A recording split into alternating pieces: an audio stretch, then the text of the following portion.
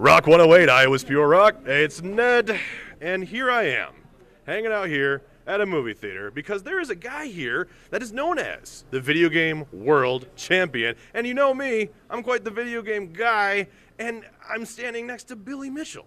It's Billy friggin' Mitchell, man. How's it going? Where's Billy? How we doing? Not too bad, Billy. How about you? Always good. They told me you were going to be here, so I rushed right over. Well, sweet. You know, I'm the bigger celebrity here, Billy. I mean, we all know this, right? We're going to go by height. Okay, perfect. Well, that's another thing, too, I want to point out is that you're a lot taller than I imagine. And usually when it comes to movie stars or music stars or anything, they're always, like, smaller. But now Billy's, like, tall.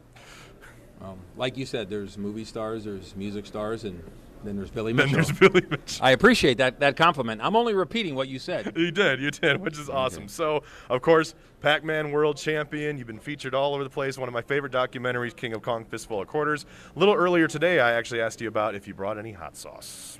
Did you bring any hot sauce, Bill? I brought some hot sauce because there's always somebody who interviews me who wants hot sauce. And you didn't bring me any hot sauce. Yeah, it broke in the bag. Damn it.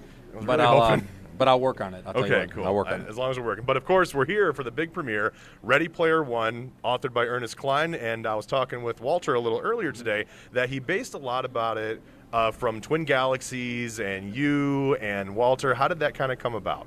Okay, to get serious and in the right frame of mind, I was beyond flattered when Ernie Cline and his beautiful wife at a show on stage where I had a lot of fine things to say about them, they came on stage and they actually,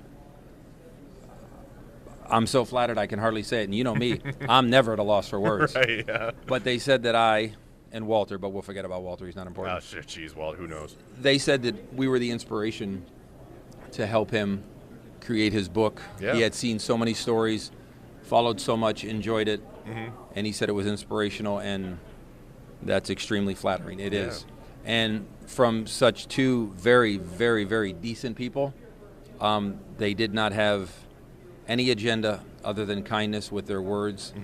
And based upon that, many months ago, I was absolutely determined that I would be here or anywhere that would help them, since we share a passion. Yeah. And again, I look forward to seeing them again in about 4 months or 3 months.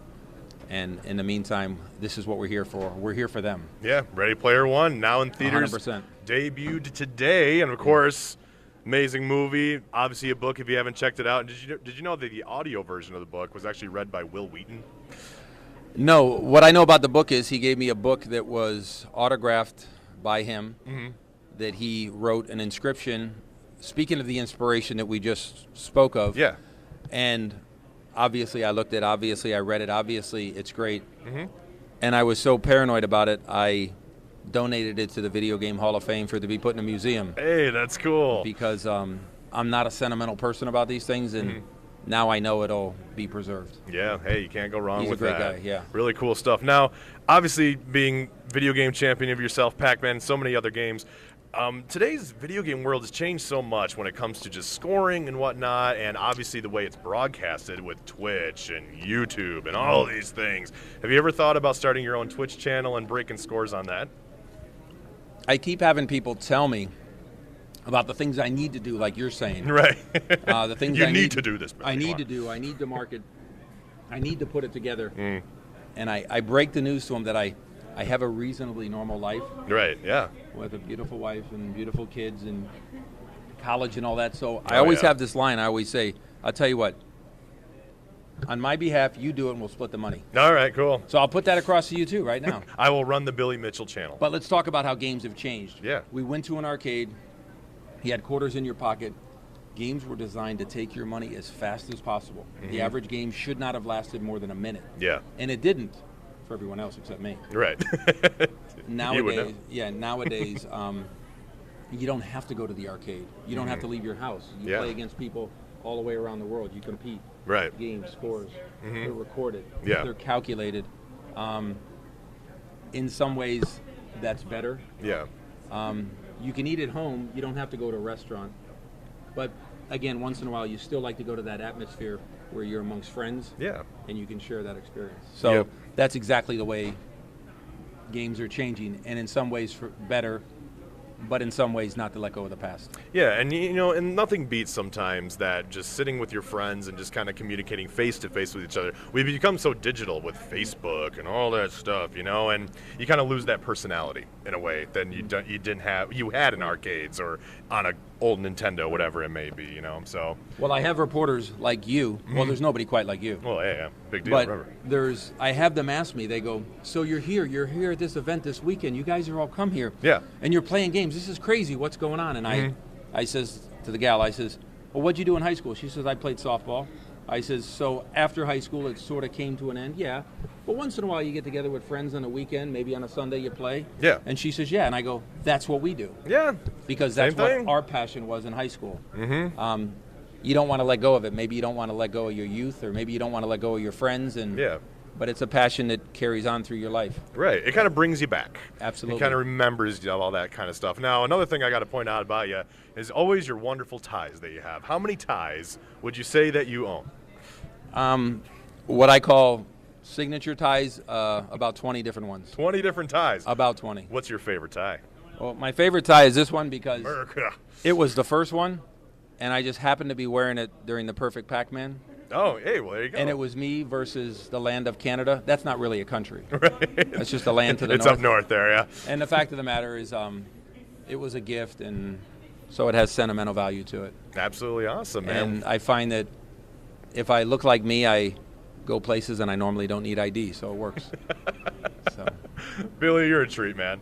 I appreciate it very much. You're so awesome. Thank you so much, Billy. Absolutely. I appreciate it. 100%. We came here. It's only for a few hours, and it's worth every minute of it. It truly is. Absolutely. Billy Mitchell, of course, world video game champion. Check out Ready Player One in theaters now.